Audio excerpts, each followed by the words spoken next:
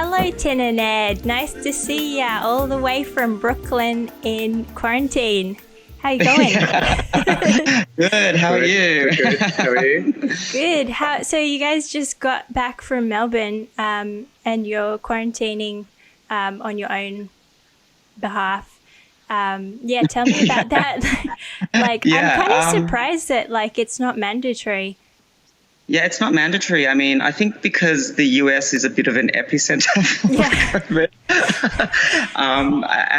We've just been in Melbourne, which was in stage 4 lockdown when we left. But even with that, I think the number of people with it compared to the population is still quite low relatively. So, but yeah, we're sort of We've sort of escaped Melbourne though, because it was curfew and everything. Yeah. So yeah, it's nice to be here and wander around with your mask and and quarantine type thing. What was the vibe in Melbourne?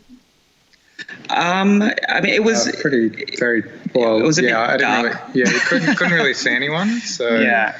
You couldn't even go shopping with, you had to do the shopping by yourself. You couldn't even shop with your family, your housemates. It was just, then there was an 8 o'clock curfew. It was a little bit dark when we left, to be honest. Yeah. I feel people are really this is round 2, so people are really kind of over it and just, it's hard, but there are so many businesses that are closed and it's really hard on them. One of the stores that sell my stuff, Heffernan and Hair, they just reopened and then they had to close again, and it's just heavy. I think that sort of ping-ponging is really hard for everybody. And just the idea of mentally preparing for that, and obviously if you're a business, you've got to prepare for that whole thing as well. So hopefully this is for Melbourne and Australia, it's kind of the last sort of big thing, and then it can be kind of controlled a little bit. Hopefully, I mean, it just feels like, who knows? But the numbers are going down, so it's sort of looking like it's working, but it just feels like it might just go in and out of it until we find a vaccine and everyone takes it. I feel like everything that we're thinking about and working on has this giant sort of flexibility about it. It's like maybe it's a physical thing, maybe it's a digital thing, and you just kind of try to, or maybe it's opening in January, or maybe it's nothing's gone according to plan this year, so we're sort of just we'll make plans, but we'll also not get upset if they don't happen. It's just everything is just it just roll with the punches this year, basically. Totally. I can totally relate. I feel like everyone's just I have a friend who's a DJ, and she's basically all gigs are just cancelled. It's really hard for artists right now. Until they find a vaccine, there's just zero certainty of what entire industries have just been slammed. So it's pretty wild. Why did you go back to New York? What was calling you? Well, we certainly debated it, but no, there was probably a big reason. We're part of New Inc., which is part of the New Museum, and we have been part of that this year, and we were accepted for next year, which starts, the year starts on September 2nd. So, that's awesome. And we got into a really great stream there. So it's a creative science stream there. So, fun. It was kind of do we come back or not? And if we didn't, obviously we couldn't accept that. So it's kind of, it was a big deal for us to get into that, because it's supported by Science Sandbox, and it's sort of where we want to sort of move more to with our work. So essentially it allows us to explore this sort of intersection between science, art and technology. And so it was just a really big there were lots of reasons, but that was a really big reason for us to get back. But we never intended to leave for this long anyway. We live in New York, and we went back for a wedding, in March, which never ended up happening because of COVID. And we ended up staying for 5 months, so, so it was, all of our stuff was there. We still had our apartment, there was just all this stuff. So, Yeah, before we kind of move on, for folks who are listening who might not know about your work, the Tin and Ed universe. Would you be able to kind of describe your project? I like that you call it a universe. It is. It is a universe. The way we sort of think about it. Yeah. Yeah. I mean, I think we've sort of done so many different things over the years, but right now, we just like to think about the way that we just make stuff. At the end of the day, we just make stuff, and I think people give us different sort of terms depending on what Sometimes it's artist, sometimes it's designer, sometimes it's creative director, sometimes it's creative technologist. For us, it doesn't really matter. Like, they're all sort of interconnected, and we sort of like to play in the space between those things anyway. But at the moment, our title is artist and creative technologist. But if just to simplify things, but really, it's not really how we sort of see ourselves 100%. They sound like really official titles. Yeah. You sort of have to, you get forced to choose them just from ease of explaining who you are and what you do, rather than starting to explain all these really weird projects that you're working on. But we do a lot of sort of installations, like large-scale immersive installations, both digital and physical. We're really interested in exploring this sort of boundary between the physical world and the digital world, and those boundaries are really coming down, and they're sort of very impermeable.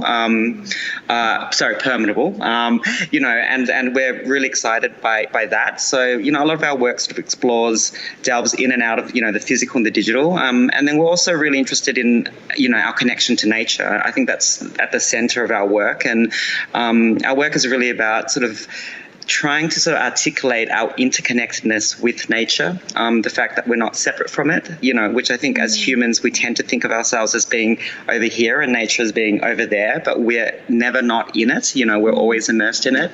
We're always part of it. And I think that this idea that we're separate from it is what is creating this destruction, basically. It's really destructive because it means that we don't think that what we do affects it, but everything that we do and think has an effect. And I think for our work is really about just trying to shift the way that we think about, how we belong in the world and in the universe, basically. Yeah. So interesting. So that's. Yeah. I feel like also like as human beings on this planet, we are nature as well. We don't just exist in nature, but our biology, our makeup is nature itself. Yeah. Our competitiveness to like the survival of the fittest of mankind, that is nature itself. Yeah. And it's really fascinating. Yeah, I couldn't agree more. Like, I think that even like for us, because we work a lot with technology and we're really interested in emerging technology and, how we can use those to sort of expand the way that we perceive the world and, around us. But I think you can think about technology as being part of nature too. Like, I mean, I think, we like to think that we invent things like, this person or that person invented the light bulb or whatever, but if you sort of step back, you can sort of think about it as like, actually, was it that person, or was it that university, or was it that society, was it that country? Did that sort of technology, where did that actually come from? And I think that if you keep on panning back, you can sort of think about it as being, that technology sort of evolved from our culture in many ways, in a similar way that, wings evolved on, on a butterfly. Like, it's sort of like that's a form of technology as well. I love how you're zooming out, and then I could also say you could zoom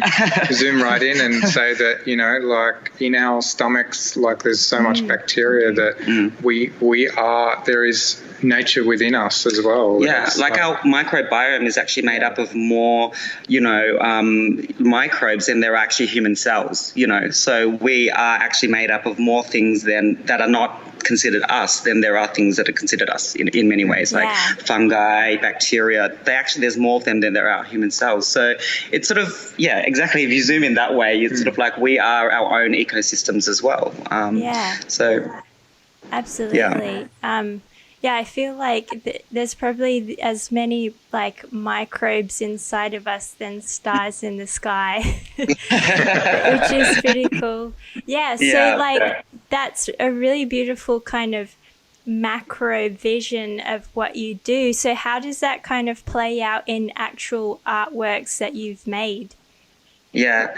I mean, one of the works that we did that would sort of, I think is sort of quite pivotal in our sort of recent sort of what we've been doing recently. And I think we did it like a couple of years ago, and it's really funny because it's sort of, the name of the work is might have been last year. Wow, it feels like a long time ago. This year just keeps dragging. But the project's called We Come in Peace, and I know that you have a jumper, a really beautiful jumper called We Come in Peace. Tim kept on talking about it. I was like, oh my gosh, she's got this jumper called We Come in Peace, and it's got like this, it's so beautiful. I need to get your measurements because I hope that I've got one that fits you, because it's made for women, but like I feel like the largest size might work. I'd love to send you one. I'm quite small, so yeah. Send me your measurements after this. I will do that. That would be amazing. That'd be awesome. But and then I'll get jealous. Yeah. But it's a sort of a weird synchronicity there in terms of, that project. But that project is something that we did, last year, at the beginning of last year. It's called We Come in Peace, and it's a virtual dance party. And essentially we were asked to speak in at Design in Darba, which is this creative conference in Cape Town in South Africa. And we were sort of like, oh, maybe we should present a project as well. It'd be really cool. And we sort of told them that we had this project, which we did not. We just had, we'd started playing with these ideas, and they're like, yeah, sure, we'll do it. So we had to make this work in a very short amount of time. But it was, we'd been 3D scanning people from all around the world, like, friends and people that we'd met, and we wanted to do something with this data, with all these 3D scans. Tell us about the 3D scanning so that people can get an idea of what that is. Yeah, how would you describe it? I mean, there's like a little attachment that we put onto the iPad, and a lot of our work is just kind of like playing around and just seeing what happens. And so we've got this cheap attachment, and just sort of essentially you kind of sort of move up around people with the iPad, and it kind of basically just does all the processing online and sort of spits out a 3D model. So it's got all the texture data. So you're digitizing people's form into a three-dimensional. I mean, essentially file. You can scan anything with it. And as Tim was saying, we just met some really great people and just started to. It was almost like it's almost like people that like collect like butterflies or something. It's like we were collecting like people. Yeah, and it was just like instead of taking a photo of them, we would just take a 3D scan, and then we'd have this 3D model of them. Whoa, that's kind of creepy. It is really creepy, and it's a lot of trust because we could have done anything with that really, but we just had all these files of people on our computer, with just sitting there, and we're just like, we should definitely do something with this. It's just a bit weird now. Once you have the 3D map of these individual people, can you make them do stuff? Because I've seen all like the dancing. Yeah. So we can make them do anything. Oh my gosh! There's a few different ways, but there's sort of motion capture libraries. So essentially, they just track points on the body, and then you kind of map that to the 3D model. Yeah, but we have to actually put bones through the 3D model, and it's called rigging, so that you can actually then control the limbs, and then we apply motion, like some sort of movement that's been captured by another human onto that, so that we can sort of create those animations, I guess. Yeah, but we now actually have our own motion capture suite. So because we found with our project it was actually quite hard to get like really good motion because most of it's for games, so most of it is like killing people and shooting guns and stripping. If you try and look for motions of things dancing, it'd always be stripping. So it was just there's like about 2% wizards. Yeah, like wizardry. Things so it was really limiting in terms of what we could use in terms of motion. When I see a lot of them, they look like they're doing the break dancing from Dance Dance Revolution. Probably the same dance. It's the same, So the libraries are quite limited, so you see the same motions over and over with the people who are working within this field. So you're just like, oh, this person's using that one, So it's sort of so we sort of work with a choreographer, and we create our own sort of we've built our own motion library now, but which is much better. But I mean that project really sort of started off as a really sort of simple sort of well, at the time it wasn't simple, but it was like a single channel work, and we showed it in Cape Town in South Africa, and actually part of the idea was about kind of like sort of merging life forms, so kind of hybrid life forms. Yeah, taking humans and other life forms, and then sort of digitally sort of resculpting those into sort of new and hybrid life forms, and then sort of through a game engine kind of training them to dance, and then kind of bringing them all together as a sort of virtual dance. So we're sort of like turning people into slime mold, fungi, sea slugs, all these different things, and then we trained, and then so we created these weird, hybrid human. Hold on a sec. Can I just pause? What does human plus slime mold equal? Well, they're sort of like humans, but then they've just got slime mold sort of like just bursting out of them all over the place. So essentially we're just like creating these real strange hybrid life forms, and then we train these life forms to dance in a real-time game engine, which is sort of where, so that why not? It's okay, we still don't know what we're doing. Yeah, we just thought it was like Googling everything. Yeah. No idea. And so we had we had all these hybrid life forms, all different life forms, all these different people who are different life forms, sort of just dancing together in this digital space. I remember what I found really interesting about it. It's sort of like, and it's I think what sort of influenced our work a lot. Part of it is because it's real time in that, like, it's like if you have one of these creatures sort of dancing, I mean, that's kind of fun, but then you start to introduce other sort of life forms and then other dances, and then you can let this thing run, and technically it can run forever. So it kind of starts to create its own life and its own kind of ecosystem and own sort of choreography and dances. And so I feel like there could be an AI learning embedded into that. Yeah. Can you teach us how to do that? I'm sorry.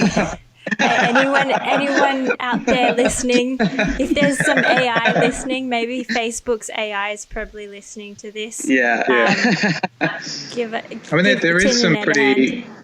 is some pretty amazing sort of machine learning stuff, and we probably know like the tip of the iceberg, but it would be really amazing to start to get that kind of AI, as you're saying. We've started thinking about how we can import some really simple AI in there, but they're really, really like simple sort of things like the laws of attraction, like these organisms can sort of follow each other, or, really simple things like that. But I think that's, as this project evolves, we'd really love to sort of, bring in, more complex sort of ways to create behaviors, I guess. Yeah, America is a good place to be if you're interested in AI. Also, Hong Kong, there's like one of the world's... the robot. What's the guy's name? There's like the CEO of the company. He's like a wacky looking dude, and he's got like really crazy ideas. What's his name again? I don't know, but is the robot's name Sophie or something like the... What guys are talking? No, there's this robot that she goes around. She's really... Yeah, she's really famous. They're based in Hong Kong. I feel like he would be a good guy to talk to for I'd love to turn these organisms into robots. That would be really cool. Be awesome. These hybrid organisms into robots. Yeah. That would be amazing. Have you ever seen a real life robot? No. I've seen one in Japan. So. Maybe in Japan, like the ones that not too complex, so really simple, like just holding a tray sort of vibe. Like at the entrance of a shop. Yeah. I've seen one in Japan at the like some science museum, and she was like fully, she had skin and hair. And, oh wow. It was really creepy actually, and she had AI in her. Yeah, that kind of like uncanny valley sort of thing, that they're when it's like nearly human but not human enough, so it's creepy. Just like the movements are still quite like, but she has skin, and it's really weird. But I feel like that her mixed with slime mold would be amazing.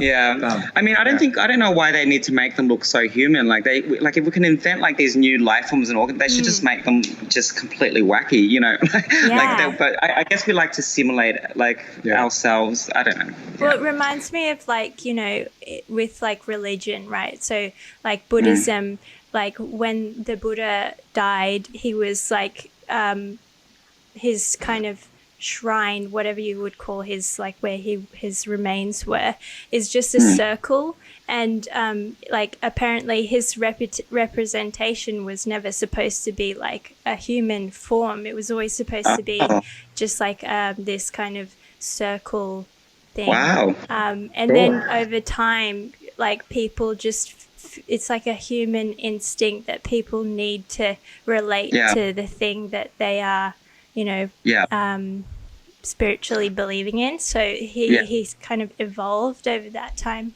But yeah, it's weird. People need to see people. Yeah, it's true. So he evolved from a circle? Yeah, like just that's like amazing. A sphere. A cylinder. That's the word I'm looking for. Cylinder. Wow, a cylinder. Yeah, that's why amazing. if you go to like Nepal and you go to Kathmandu, the main shrine, they walk around. Yeah. Oh, cool. Right. I don't know what exactly you would call the cylinder, but I'm sure there's a name for it. Yeah, but so how does the idea of nature fit into, how does that project fit into your framework of nature? Well, I mean, for us, it's sort of like, you know, I think this idea of the hybrid is something that we're really interested in, and that sort of comes in through, you know, not just, you know, this idea of, you know, physical, digital, but also that we are hybrid beings in many ways. And I think we sort of talked about it a bit earlier, in that we are actually we're actually made up of, you know, many different sort of life forms. And also when we think about hybridity, we think about the way that things are connected rather than how they're separate and, you know, different. And so this project was really, you know, we had all these sort of hybrid organisms all dancing together, and it was just a way for us to articulate this idea of, you know, I think we called it like an eternal. An eternal synchronized interspecies dance. And and that's what we sort of thought about as, you know, what the planet is in its beautiful sort of, you know, if we sort of in a more ideal sort of state, that there is more of a synchronicity in it, and that we're all sort of in this dance together, you know, all these different species. It's kind of a beautiful chaotic dance too, when there's just so many elements and everyone's doing their own thing, and everyone is their own thing. Everyone is identified as their own individual consciousness, but playing this dance all together. You know what it reminds me of actually is, like, I'm reading this book by Stephen Fry. It's like his version of retelling the stories of the Greek gods and like the creation of like Earth and life itself. And like what's so beautiful about the Greek gods is that they are all imperfect. They're all like conniving, they all have their agenda, and they're all jealous, and they all, you know, they do what they please, and they create chaos themselves, being gods, and they all have babies with each other, and they're all like incestuous and weird. But, you know, that is human nature too, which is wonderful.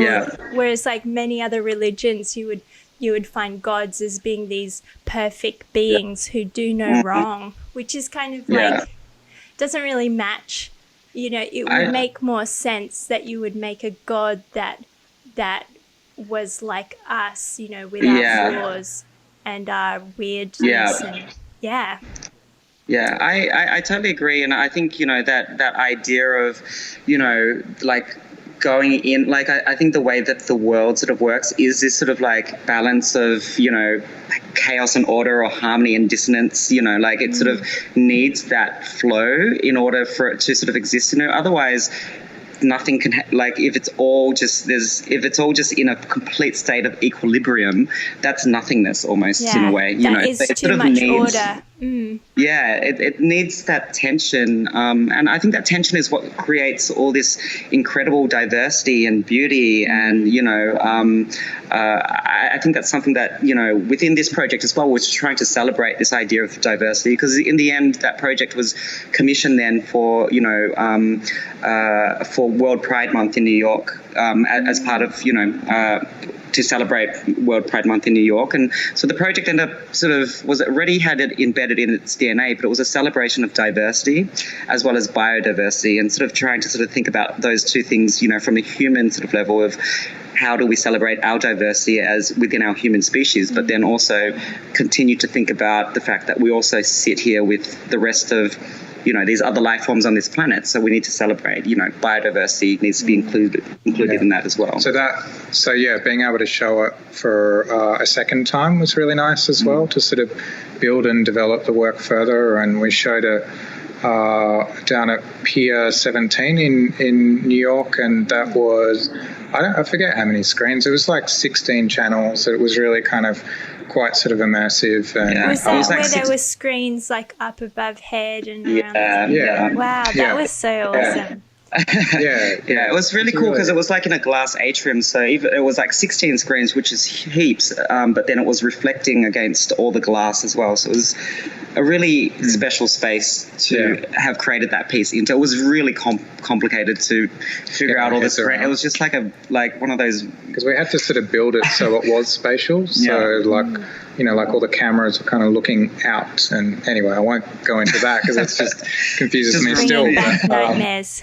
Actually, but I think all of that really sort of going through all of that, I think we've really sort of seen a lot in well, I think we've worked a lot in real time sort of stuff for a while, and just these happy accidents that really happen. And you can, it's almost like it's fun to press play and then see, it's like give this thing life, and I think that's a lot of sort of how we work now. It's kind of really affected how we work. It was a really celebratory work, which is what I really love about it. Like, it was just such a celebration. It was really joyous, and it was really about celebrating, humans and, each other and diversity and how different we all are. But then also that we're also part of a bigger sort of system, the planet and all the other species that are in it as well. And it was a celebration of them, and it was just trying to break down that boundary between us and them, and whatever that us and whatever that them it was, and just really just this sort of dance, sort of happy sort of space where all those boundaries between species and people and all that was sort of broken down in many ways. So that sort of really led us to, I think that sort of really affected a lot of the work that we've created since then, from a technological sort of viewpoint, but also conceptually as well. So that was only last year. It just felt like a long time. I think it might have been 2 years ago. I don't know. No, it was last year. It was the beginning of last year. Yeah. Well, speaking of the technological aspect of this, obviously your work kind of brings up this kind of, there's a hybrid now. Our consciousness, it exists kind of online and in the physical world. And I think your work kind of really explores that. How do you see our human consciousness traveling in time? What kind of, do you have any predictions of what consciousness will look like in the future? I don't know. I think I literally was on the plane and I watched Interstellar, and I kind of I sort of do subscribe to the idea of us, kind of evolving into data or into, something like that. I mean, if we can look after the world now, I think now is probably the hard time, to be honest. But if we can kind of get through this moment and evolve, I think, it's such a big question, isn't it? Yeah. Like, what is the future? Yeah. But I think sort of like, I don't know, I mean, essentially we are kind of electricity and neurons, and like that will probably evolve in the future, I would imagine. The question is, like, are we still us if we don't have our bodies anymore? If I was in an accident and my arm was amputated and I get a prosthetic arm, is that arm still me? Am I still me with a different body? Yeah. Then you have the phantom limb as well, because the phantom limb is like it feels like your limb is there, but it's not. It's interesting when we think about it in terms of like limbs and like appendages. You know, we have two friends of ours who we actually met in Cape Town, who are really incredible artists, but they're cyborg artists, you know, and they sort of really think about, you know, Neil has an antenna that comes actually out of his head that's actually connected into his skull and into his brain. Is that like a neural link kind of Elon Musk kind of vibe? Not that. Probably not quite that advanced, far, but I think what it does is because he's colorblind, like so that he only sees in black and white. Yeah, he was born colorblind. He was born completely colorblind, not like red, black, like literally just black and white. And that device that he sort of that he has embedded in his head, that's actually permanently embedded in there now, actually translates color information into sound. Wow. So now he uses it to hear, and he's trained himself to understand what different colors sound like. So he can actually hear sound. That's so he can actually beautiful. Perceive, you know, colors through sound now. The funniest thing, like, because we were in Cape Town presenting at Design Indaba, or doing a talk there, and he said that because our work, you know, is quite colourful, and there's like we had a lot of videos and a lot of we had these colour portals, just like, and he said like because he pointed his thing at our presentation, and he said it sounded like just this siren going off. It was like weird. It's just like he had like to point EDM it away. He couldn't deal with it. He had to point it away from the from the screen. I imagine that to sound like K-pop, like EDM K-pop with the siren sounds. Yeah. Wow, that's fascinating. I mean, and then Moon, who he works with, because they run the Cyborg Foundation, where they encourage people sort of take on, you know, like this, like use technology to allow us to sort of extend the way that we perceive, you know, things. Like, so they're using technology to create new sensors, essentially. And Moon, who's his creative sort of lifelong friend, and she's amazing. I think she's had it removed, but she still does the performances. But she had a seismometer. Attached to her foot, and that was sort of connected to live data from earthquakes from around the world. So it was a seismic detector. She could actually feel earthquakes real time in the world, anywhere when they happen, and the degree to which they happen as well. And I think she had it in her foot for like 7 years or something. And so she's always connected to the beat and the vibrations of the earth, you know. And she did this, you know, her performance, one of the performances that she does is, you know, she sort of just stands there and it's sort of silent, and she will sort of just stand there silently, and when she feels an earthquake, she will start to dance to it. And so when you sort of watch her, you're like, somewhere in the world there's an earthquake right now. It's like you're watching an earthquake. Yeah, dance, and she will move into, you know, with how strong it is. So essentially, you know, they're sort of exploring, you know, how we can use technology to actually, you know, expand the way that we perceive the world around us and how we connect to the planet or the earth, which is really fascinating. And I think kind of not being limited by our senses. So if you add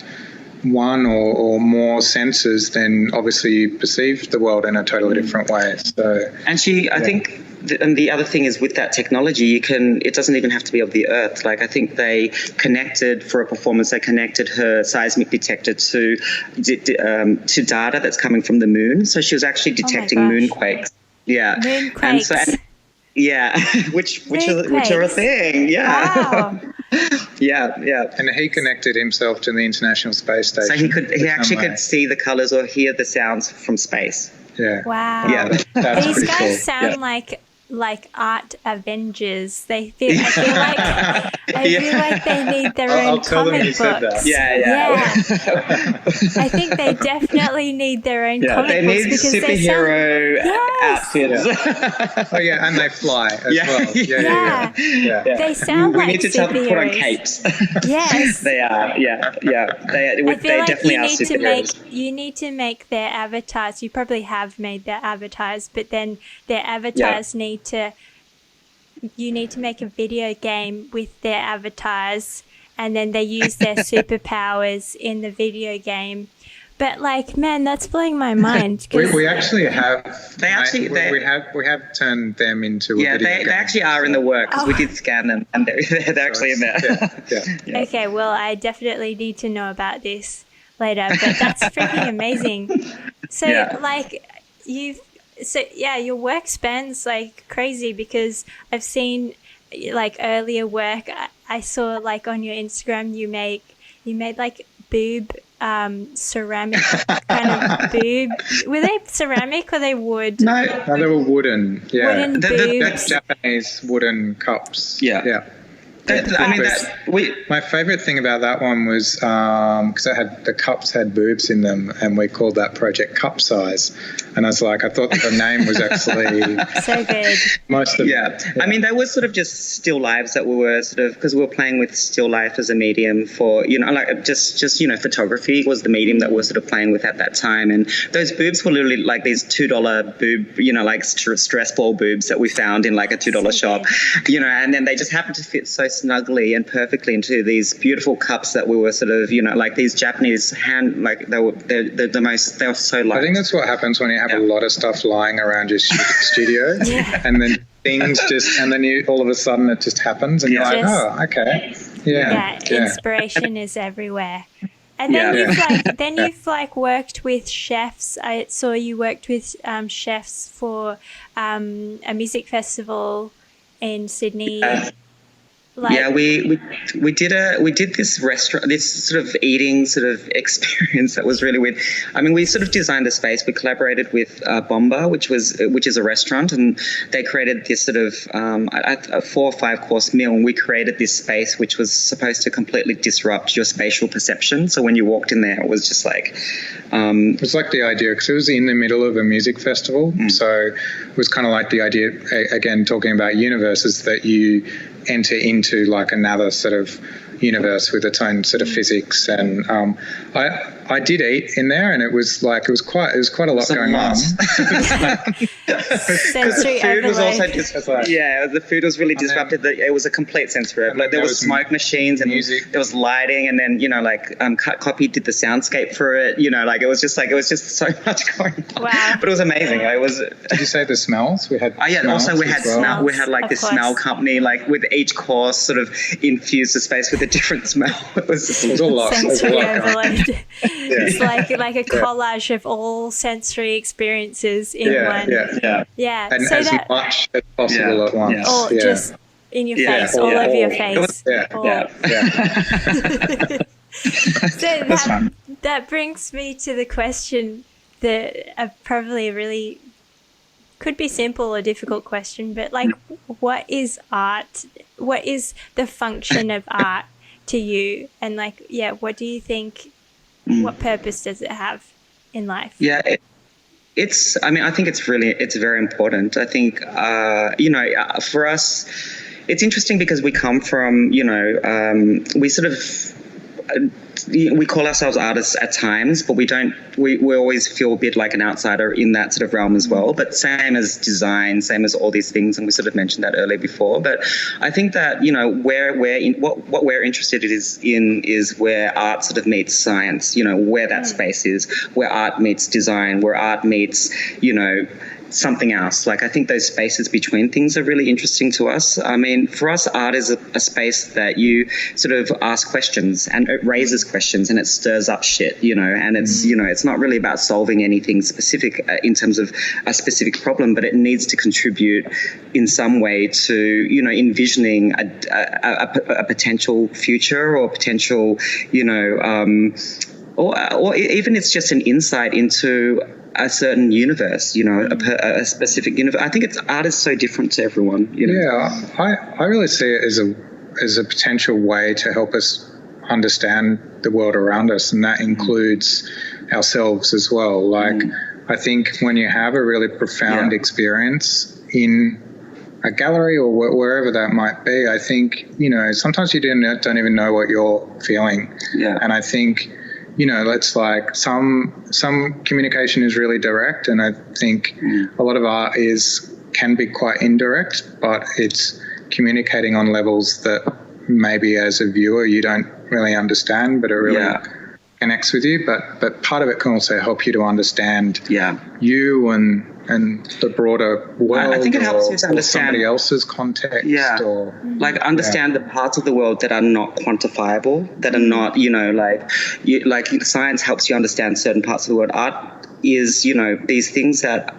sometimes are harder to articulate in any other sort of form, I guess. So it's really about us sort of trying to perceive and understand the world and ourselves, and those things that are really hard to grasp, things, not, I don't know. It's such a, for us, it's such a complex, interesting, difficult question, Yeah, I feel like I like the word unquantifiable that you just used, because I think, like, for me, the function of art for regular people who are not artists is that it helps them take notice of things that they might not have taken notice in their everyday life, and it helps people. Like, sometimes art, it can be political and can make you think about things, but sometimes it can just make you feel something, and you don't know why. And I feel like regular people who are not in, like, weirdos like us who make weird shit, they don't come into contact. They don't come into contact with these kind of weird experiences.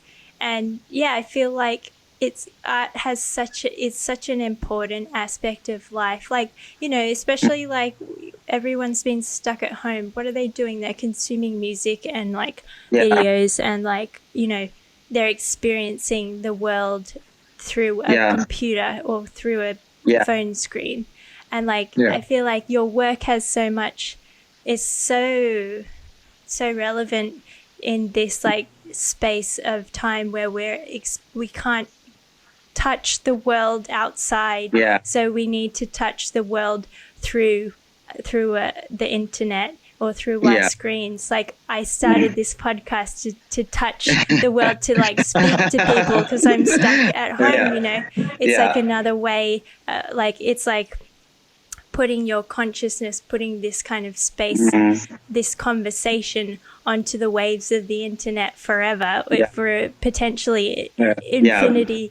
And I think art can be anything. Like, art is just expression, or it's just someone's point of view.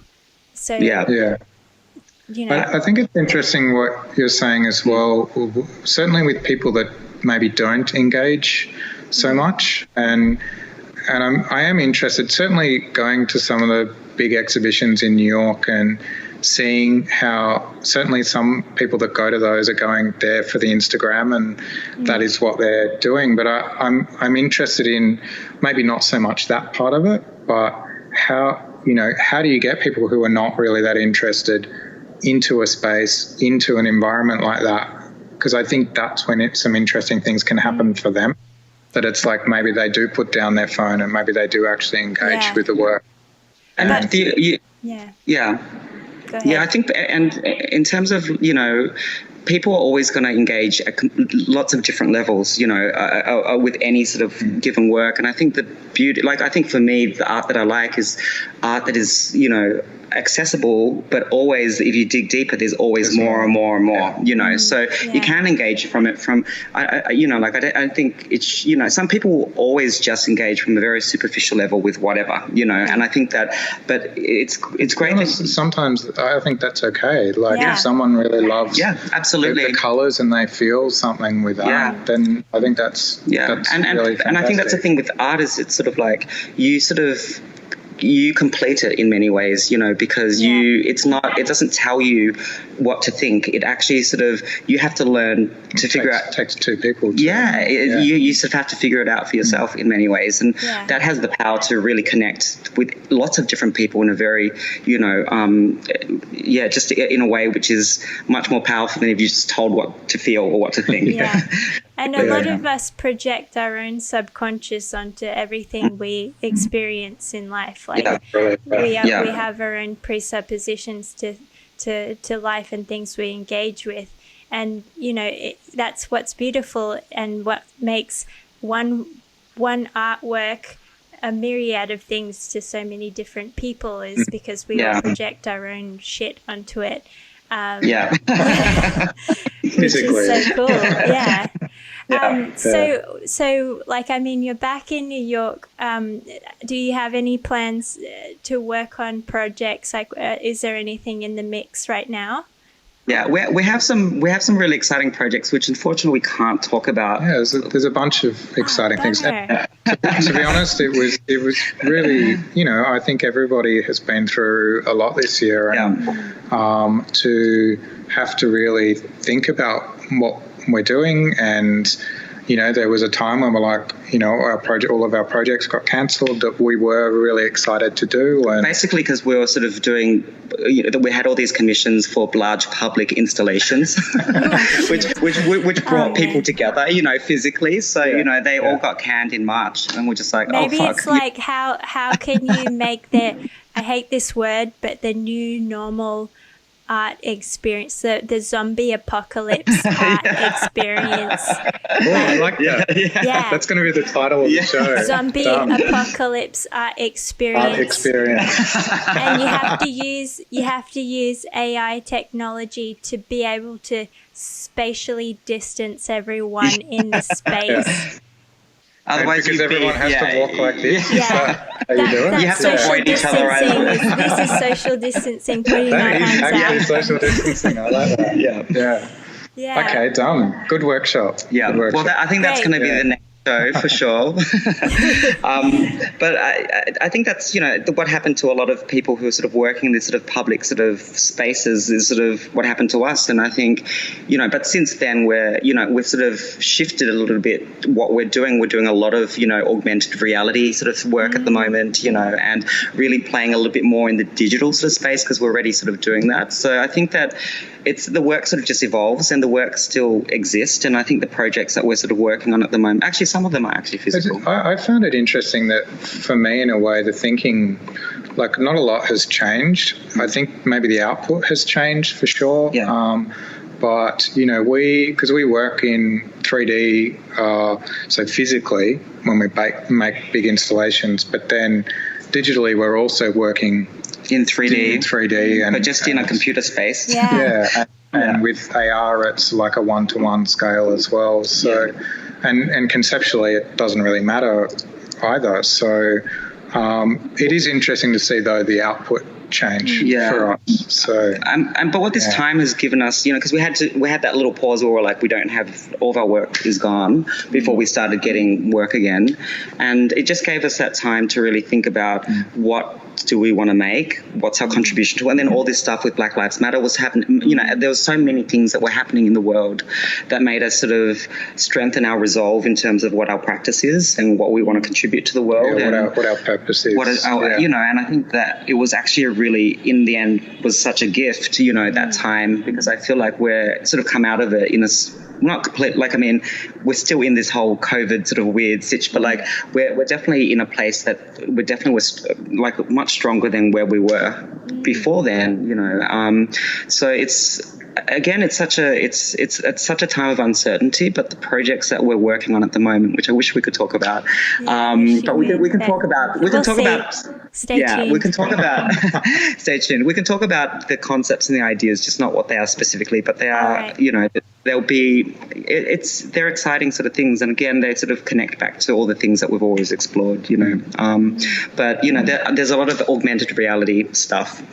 Awesome. Which is really I wouldn't be surprised if you'd be like contacted by a lot of like fashion brands, because I feel like our whole industry, the fashion industry, has just been slammed. Yeah. Like we can't do fashion, we can't do fashion weeks anymore. We can't travel to show our collections. So everyone's kind of like scrambling to do things online now. And like there's just no substitute for seeing a garment how it drapes in real life and seeing that on people and stuff. But I feel like a breakdancing avatar wearing the clothes could get the mood across. would definitely get the mood across. Yeah, I wouldn't be surprised if that would happen. But we actually are doing a bit of stuff with not so much fashion brands, but definitely publications like magazines that are sort of a couple like in Australia recently. Or was it in Australia? There was a magazine, and you made a filter, like phone filter with. Which magazine was that? It was Office Magazine, actually. Yeah, that's in New York. Yeah. Oh, right. Yeah. In Australia. I think we were in Australia. We were in Australia at the time when we were doing it. Yeah, but we've done quite a few filters. Again, it's sort of playing in this augmented reality space. Like filters are a really small, bite-sized sort of experience that is very shareable, and I think that's something that we really love, sort of creating larger experiences than that. But they're sort of also their own little medium that like. They're sort of quite interesting within themselves. But, what's interesting for me, again, is that, if you think about an Instagram face filter, it is like the most, I don't know, creepy. Shareable thing. It's really but then the idea that there is an audience there, so how can you engage in that audience, and how can you get that audience to engage as well? So, it's a very small, it's like a little, it's not like a whole thing. Not, it's almost too small medium to tell a story that's too complex. It's a bite-sized taste. It's a little, it's a tic-tac. Awesome. Not a whole meal. Well, thanks, guys. That's about all we have time for today. But that was a really awesome conversation. Good to chat. Good to chat. For people who want to check out your work, how can they do that? They can. I think our website's a little bit out of date, so I think Instagram is probably the best, way to. And it's just Tin and Ed. TINANDED, so at TINANDED. Yeah. Sweet. That's Thanks, guys. Well, thank you so much for having us. Thank you. Keep in touch and see you soon. Bye, everybody. Bye-bye.